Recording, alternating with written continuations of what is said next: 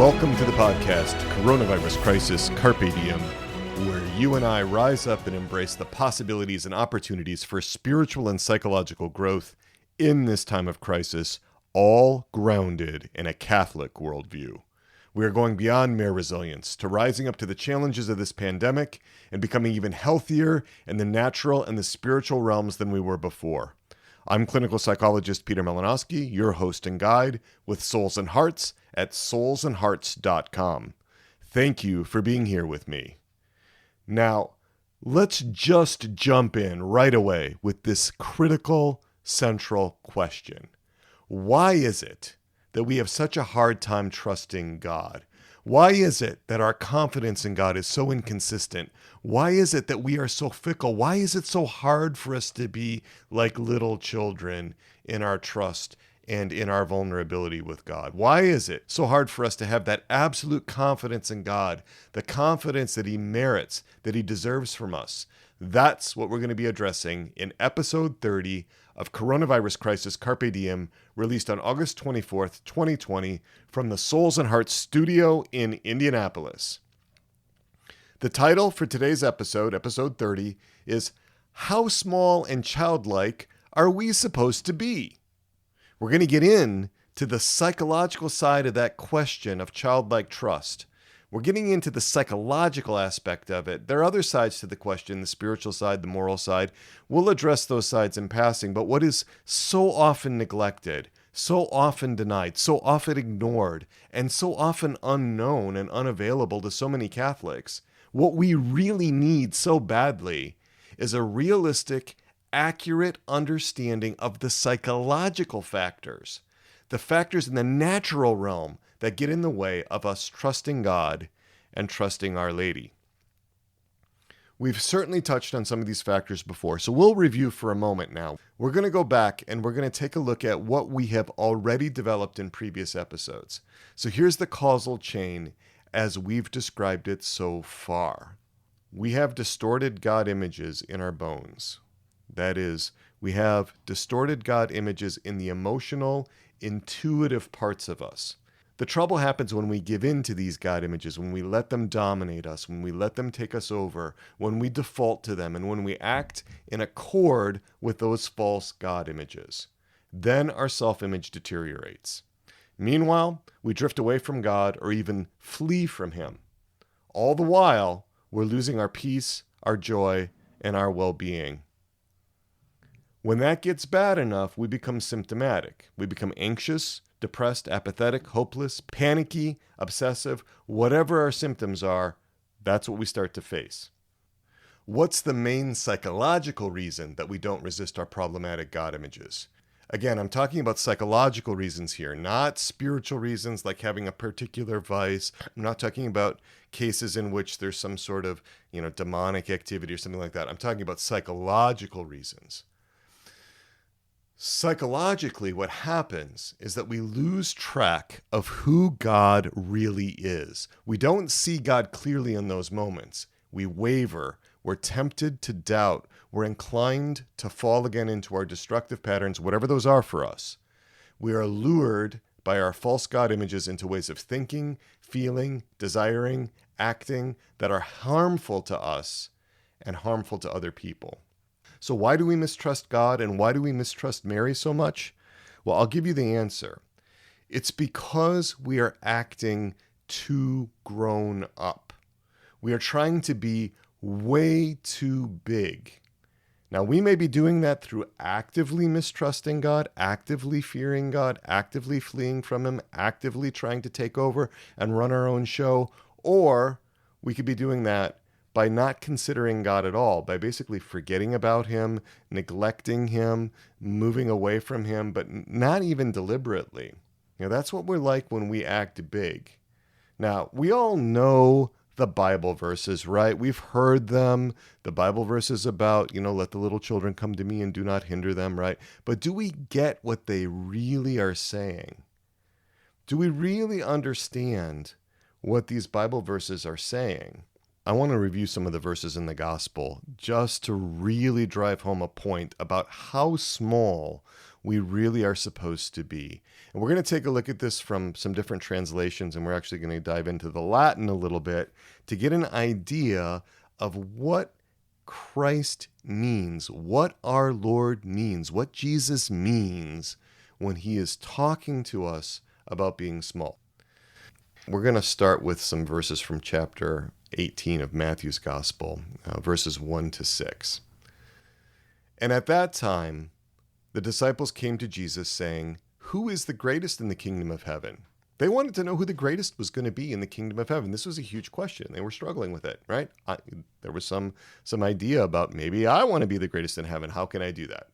Right? So Jesus does this. He calls to himself a little child, and calling to him a child, he put him in the midst of them and said, "Truly I say to you, unless you turn and become like children, you will never enter the kingdom of heaven. Whoever humbles himself like this child, he is the greatest in the kingdom of heaven.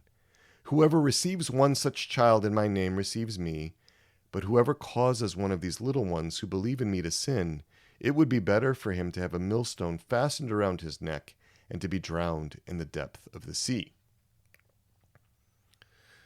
Okay, so we've got Jesus in response to the question from the apostles, who is going to be the greatest in the kingdom of heaven? He says, a child. According to the Revised Standard Version or the New American Bible, a child. If you go to a more literal translation like the Douay-Rheims, it will read a little child. Why does it read a little child in the Douay-Rheims or in the English Standard Version? These more word-for-word translations. These aren't the dynamic translations like the RSV and the NAB are. Well, it's the underlying word there for child is parvulum, right? Verse 2 reads, "Et advocans parvulum statuit eam in medio eorum." So he calls to himself this child, parvulum. Well, let's look at that word parvulum. What does that mean? Parvulum means very little, very small, tiny, itty bitty, like a baby, like an infant, right? It comes from the Latin word parvus. All right, parvus means small, little, ignorable, unimportant, of little importance or little stature, right? That's what parvus means. And parvulus, that is a diminutive of it. And a diminutive is something that makes it even smaller or littler, right? So that's why you'll see in the Douay-Rheims the translation being a little child. I think it would be better translated as being like an infant or a toddler, all right? This is how young we are supposed to be. This is how small we are supposed to be. So that word parvulum, or parvuli in the plural, is used throughout verses 1 through 5 of chapter 18 of Matthew. But when he gets to but whoever causes one of these little ones to believe in me to sin, all right, that little ones is translated as pusilis. All right, and again, that means really small, really tiny. This is not the kind of language that you would use for an adolescent or for a child who'd be middle school age. This is for very, very small children. And that doesn't come across in the translations that we typically will hear in Mass, or the ones that we typically will read for study that typically just render it as children or little children. But if we really get into this, we see how small these children are. This also comes through in chapter 19 of Matthew. If we skip to the next chapters are verses 13 to 15. Then children were brought to him that he may lay his hands on them and pray. And the disciples rebuked the people. But Jesus said, "Let the children come to me and do not hinder them, for to such belongs the kingdom of heaven." And he laid his hands on them and went away. All right, so he's hammering at the point again that the kingdom of heaven is for children, all right? And again, it's translated as parvulos, parvuli, depending on the tenses of and the declensions and all of that Latin stuff. It's all about these little tiny children, right? There's this emphasis on infancy again. That's incredibly important because this is about who makes it into the kingdom of heaven and who is the greatest in the kingdom of heaven. I think when we hear these passages, we don't really grip onto what was happening at the time. I suspect that these children that were approaching Jesus, that were being shooed away by the apostles, were not well-behaved 12-year-olds. They were not 10-year-olds that were showing a strong sense of propriety. They were little children who were drawn to Jesus, who in their innocence, who in their vulnerability, who in their littleness recognized Jesus more for who he is than the apostles did at the time, right? The apostles were kind of clueless, right? And these were the ones that should have known him best if you just looked at it from an adult point of view. So this call to spiritual childhood is absolutely essential. And it's not to getting to some point where you're like 12 or 10 or 8. We're really talking about infancy and toddlerhood. That's what I believe about this.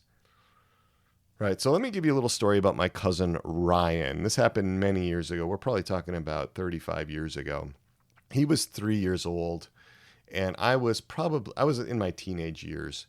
And it was Christmas time on my mom's side, which is a big celebration. And he was dressed up in this very dapper seersucker suit. He had a matching cap, blue and white stripes. It was Christmas morning, and he got this most amazing gift for a 3-year-old. He got those glasses, those glasses that have the big bushy eyebrows and the big nose and the mustache, right? And he put that on, and he looked at himself in the mirror, and he strutted around, and he really believed that we would see him as a man. He wanted to be a man. He didn't just want to be a man. He wanted to be a big man. He wanted to be a big man. And it was so cute, for one thing. It was really striking. It was really memorable. It penetrated, the fog I was in at 15 years old or whatever, and burned itself into my memory as something being really significant. And I think that most of the time in the spiritual life, we are trying to be like my cousin Ryan when he was 3 years old. Not in his littleness, but in desiring to be big, right? Now, he was playing. He was having a good time. He was hamming it up, too. After a while, once he recognized that we kind of saw through it, he was playing with it, and it was really enjoyable. But I think what we do in the spiritual life is we try to be way too big. Why do we do that? We do that because we don't feel comfortable, we don't feel safe, we don't feel secure in being small, and there are psychological reasons for that. There's reasons for that. And if we can get at those reasons in the natural realm, we're going to have an easier time of it. So just a little bit more about the importance of spiritual childhood. For St. Teresa of Lisieux, everything is based on and flows from spiritual childhood. That's the assertion of Father Francois Gemart in the Complete Spiritual Doctrine of St. Teresa of Lisieux. That means that for Teresa of Lisieux, it's a childlike mindset, a childlike heart set, a childlike body set, and a childlike soul set. It's all about being little. It's all about abandoning oneself to God as a little child in all things. And I will tell you, this is the very thing that made St. Teresa of Lisieux so unpalatable to me for the first 47 years of my life or so. I hated the idea of being that small. It sounded so syrupy and so sugary. It was just really unappealing. It sounded way overdone, way over the top, so hyperbolic.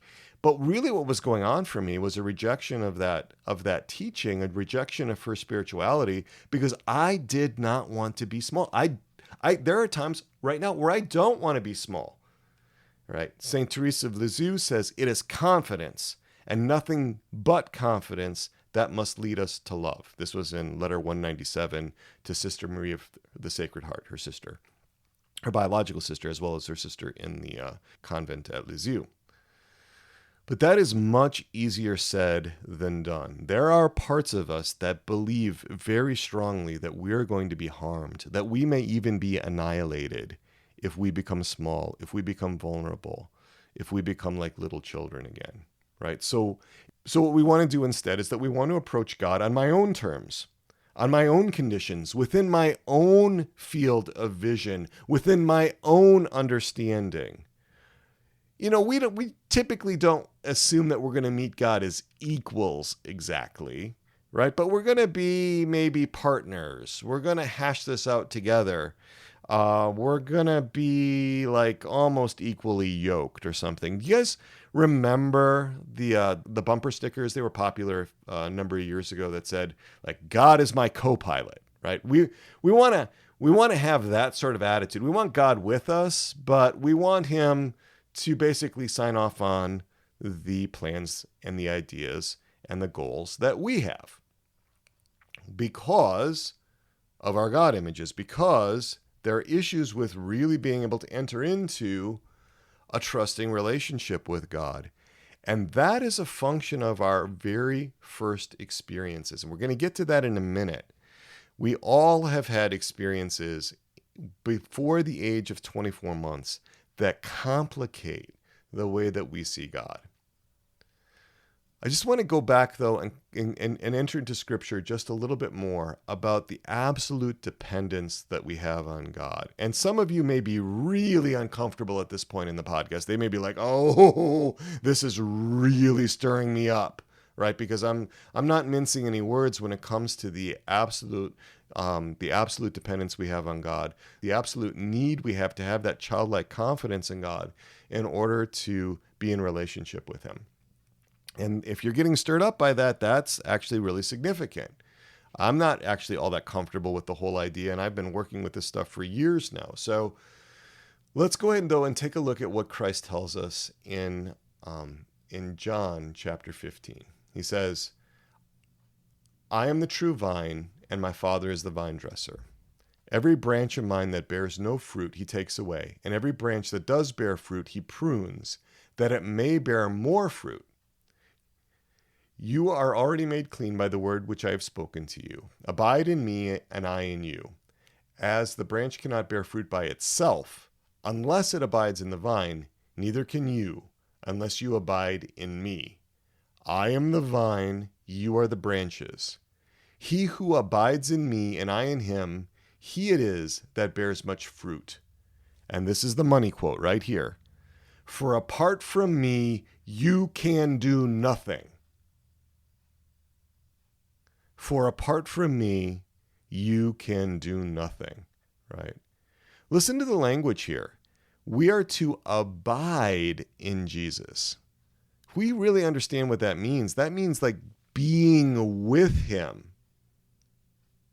It doesn't mean all of this separate autonomous activity. It doesn't mean us captaining our own ship and pioneering our own way and making our own way in the world, all on our own.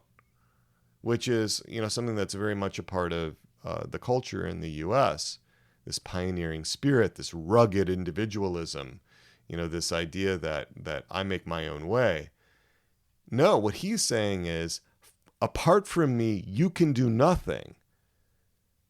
Tie that in with how Jesus sees us. He sees us as these little children, these parvulus, right? These teeny tiny babies, as sheep, right? Without a shepherd. And again, I've raised sheep, and sheep are the least qualified farm animals to make it on their own that I've ever come across. It's far better. You have a far greater chance that pigs will make it on their own, or that cows will make it on their own. Far greater chance that turkeys will make it on their own. Ducks can make it on their own better than sheep. Chickens can even make it better on their own than sheep can. Sheep really need a lot of help. They really don't know what's best for them, because of all the years of domestication. So, we need to abide in Christ because that's where we're actually the safest. So now we're going to take a little more psychological take on this. I'm going to introduce you to some of the ideas of Erik Erikson. He was a psychoanalyst, and he really focused on psychosocial development rather than psychosexual development. Freud was all about psychosexual development and the impact of sexuality on the psychological development of people, children. Erikson, on the other hand, really believed that the social aspects, the relational aspects were far more important. He placed much more emphasis on those than Freud did. And Erikson believed that personality developed in a series of stages. He looked at the entire lifespan of individuals.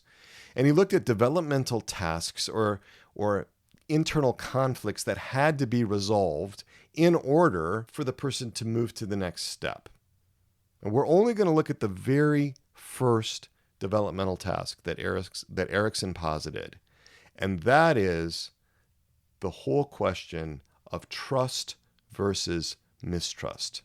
Erik Erikson said that the developmental work from birth to age 18 months, year and a half, was all about trust versus mistrust. And he argued that this was the most important problem to resolve.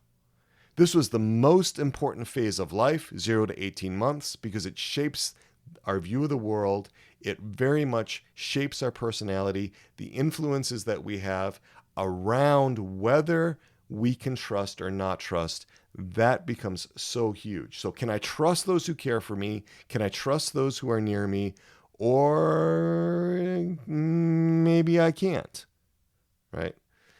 If this phase is adequately resolved, Erikson said, the result is a sense of hope and a sense of confidence that relationships are beneficial, that relationships are good, and also a sense of personal competence. There's the sense that I am an effective agent in the world, and I can move on to the next step, the next phase of a development.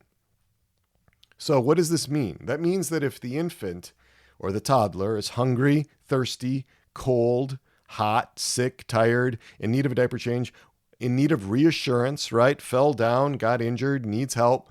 If the parent can interpret and understand what the child is going through and can be with that child in a way that's helpful, and also that happens consistently. That's the other key thing about this, is it can't just happen once in a while. There's got to be enough consistency so that the child begins to trust in the caregivers and in the world around him is a reasonably safe place. The care from the parents, therefore, is critical. The question is, for the child, do my needs get met? Can I rely on my parents? There are some parallels in attachment theory by John Bowlby. He talked about the question of whether a parent is a safe haven. And what he means by a safe haven is that essentially the parent, he uses attachment figure because it could be a nanny or a grandma or something like that. But can the child, can the toddler, can the infant return to the attachment figure for comfort and safety when something scary happens, when there's a threat? Is the parent capable and willing to enfold that child in a space that is safe, that is reassuring, that is comforting? And then, can the parent act as a secure base from which the child can go out into the world and experience things and then come back? Sometimes parents are really bad at letting their kids go out and explore. They hover over them. They try to keep anything bad from happening to them. But does the parent give the child the space to do that exploration? And is the parent available when the child needs the parent, right? When the child needs his mom or when the child needs his dad? Both of these theorists really looked for the child to develop a sense of competence, for the child to grow up. And here's where there's a conflict, actually, I believe, with Catholicism, right? This is where I think we get this paradox where we are supposed to grow up. We are supposed to mature, right? Luke 2:52, and Jesus grew in wisdom and in strength and in favor with God and man. There is a human development that happens. At the same time, though, we're supposed to remain little and childlike when it comes to our relationship with God. So these developmental theories, attachment theory, and then Erikson's psychosocial theory, they address what those theorists, what those clinicians saw as good development. And it brings up that paradox that we are to grow up. We are to be become much more wise. We are to be as shrewd as serpents, or as clever as serpents, as well as being as simple as doves, or as gentle as doves, depending on the translation. And so there's this paradox. But what I think happens is that the experiences of the failures of our caregivers, and every caregiver except the Blessed Virgin Mary and possibly St. Joseph, fails us in one way or another. And we recover from that in a variety of different ways, but there are still these attachment injuries, and sometimes there's even pretty significant trauma. And so what we need to be able to do is to be able to go back and have a different experience of parenthood from God our Father and from Mary our Mother. And that's what we're going to be getting into more within this podcast. This is sort of an introductory one. I had wanted to get much more into Mary images in this particular episode, and it just got a little long. I wanted to kind of set the stage with this critical point of how small we need to be. Now, this may be a point where some people say, look, you know what? I'm done. I'm out of here. This guy seems to be getting off the rails. It's just more than I want to listen to.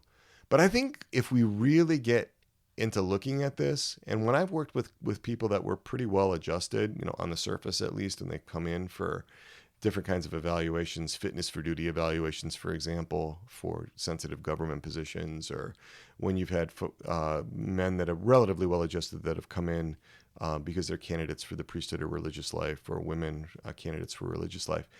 If you really get to know them, if they're willing to enter into this process where they're allowing themselves to be known, there's always issues around trust. So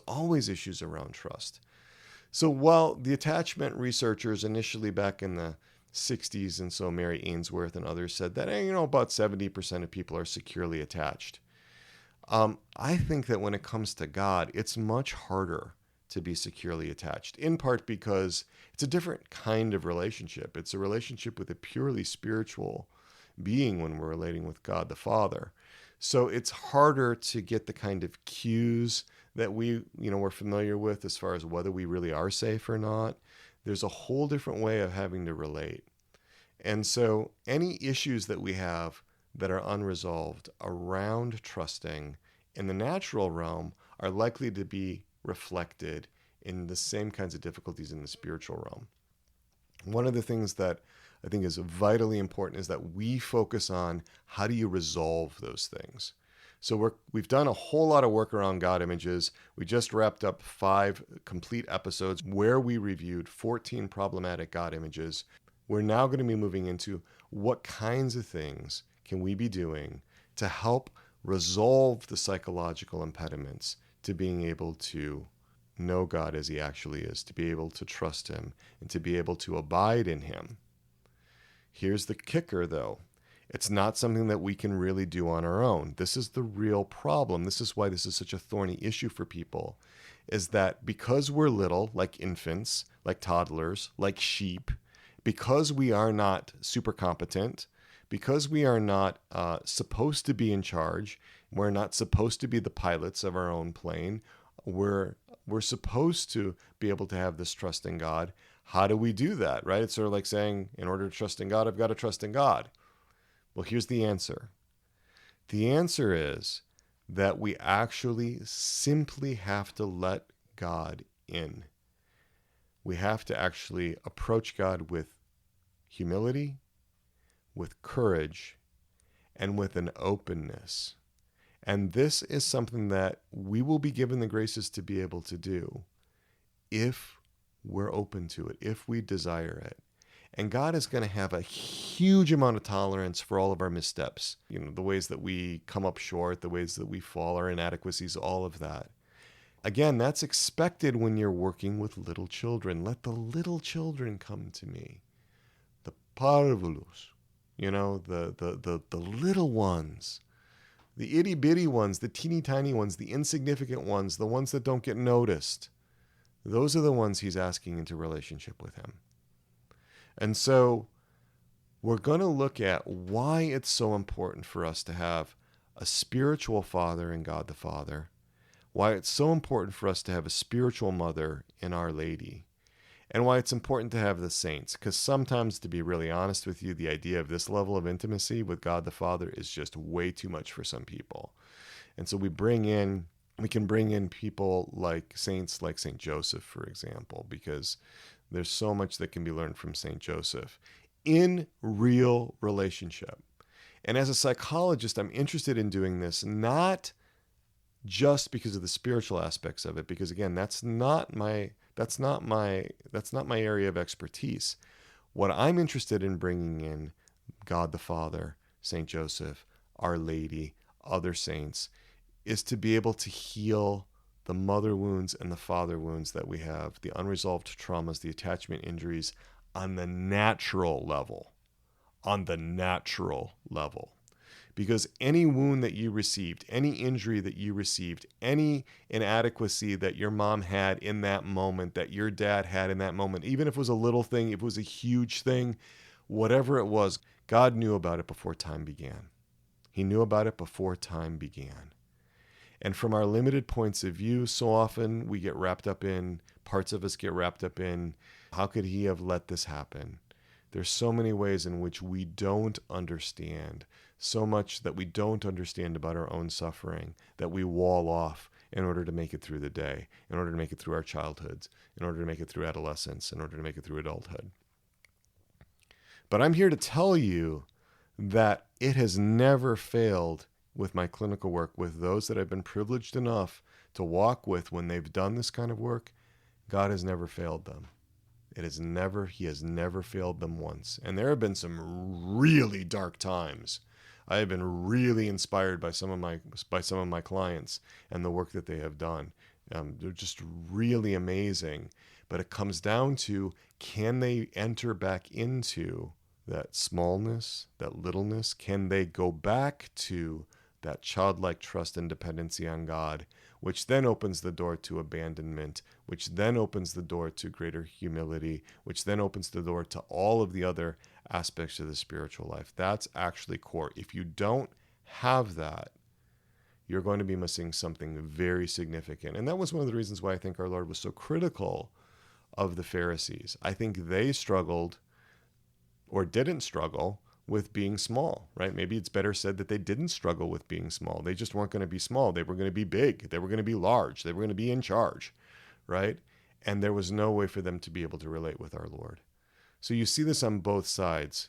That's the thing that pride does to us, that lack of vulnerability, that lack of humility, is it leads us to wall ourselves off from relationship. And I know some of you may be feeling, but it hurts so much. Some of you may be saying, but I was so badly wounded.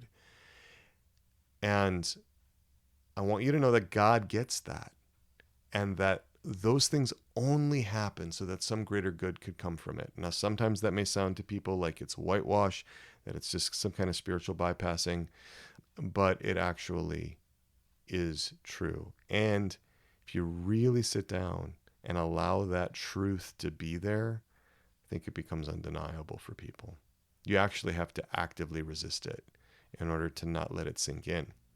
So with that, I want to talk about a little action item. I'm going to invite you to go back to when you were 0 to 24 months old. Now, you're not going to remember this in typical narrative memory. Okay, you're not going to have, the kinds of memories you would have as an older child or as an adult from 0 to 24 months. But I am going to invite you to write down what you know about your life from 0 to 24 months, from birth or before birth to 24 months. What you know from family stories. You may be able to talk about it with your older siblings. Your parents, if they're still alive, might be able to tell you what it was like from 0 to 24 months. What was that like for you? To write your autobiography from 0 to 24 months, or from before birth, we could say from conception to 24 months. For me, it was really significant because I was supposed to be born on something like March 5th or 6th of 1969. That was my due date, but I was like 17 days late. And that was really significant because my father had obtained permission to remain at the base and not start his second tour of Vietnam until after I was born. He was a navigator on the B-52 bombers in Vietnam, and since I happened to be so late, his squadron left, the rest of his flight crew left, and he had to leave the day after I was born to spend another 6 months flying missions in Vietnam, and he didn't come back until I was 6 months old. And there are all kinds of implications that happen for that. That has an impact on the child, even though the child doesn't remember. In terms of those narrative memories, it still has an impact. So I'm going to just invite you to write down things like that and to write down the family stories. And if you have a chance to talk with people who knew what your family situation was like, what your upbringing was like when you were 0 to 24 months, get that down. I'm going to invite you, if you haven't already, to consider becoming part of the Resilient Catholics Carpe Diem community that you can register for online at soulsandhearts.com. Check out the tab that says all courses and shows. Register for that. It brings together people that are really interested in becoming more and more resilient, both in the natural realm and in the psychological realm. People who really want to seize the day. We've got a very active app where we are doing some messaging back and forth. There's a lot of really beautiful reaching out to each other as people struggle with God image stuff, as they're working through difficult things, to have that support. It's free for the first 30 days to be a part of the community. And then after that, it's only $25 per month. It's less than $1 a day. And that just helps to offset some of the costs to keep Souls and Hearts going. Almost everything we do is free. This is one of the few paid things that we have, and it's one of the things that helps us keep the lights on. I'm also going to invite you to reach out to me if you'd like. You can email me at crisis@soulsandhearts.com. You can call or text me at 317-567-9594. Really like to hear why some of you may not have joined the community. I'm really interested in what's been holding people back. Is there something that I'm not aware of?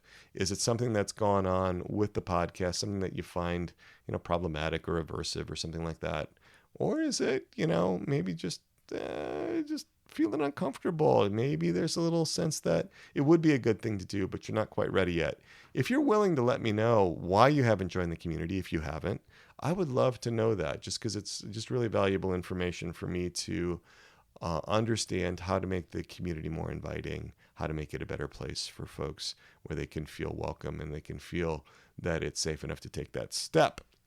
So I also want to let folks know that we have a Zoom meeting coming up, and we are going to be discussing God images and Mary images with a particular emphasis on the first 24 months of life. We're going to get into this deeper in the Zoom meeting, and that will be on Saturday, August 29th from 4 o'clock to 5:15 p.m. Eastern Time. 4 o'clock to 5:15 p.m. Eastern Time. That's on Saturday, August 29th. And we've already got a bunch of people that look like they can already make that. We've been discussing the time on our app, and it would be a great time to come and meet some of the community. So if you've got a chance this week to get registered, to make that leap and join us, we'd love to have you. It's a really welcoming community to new people. So with that, I'm going to call it a wrap. Really enjoyed being with you today. This was more of a freewheeling. I'm trying some new things, not quite being so structured, trying to be a little bit more natural, less scripted. You can let me know if that's working or not working, and we will invoke our patroness and our patron. Our Lady, our Mother, undoer of knots, pray for us. St. John the Baptist, pray for us.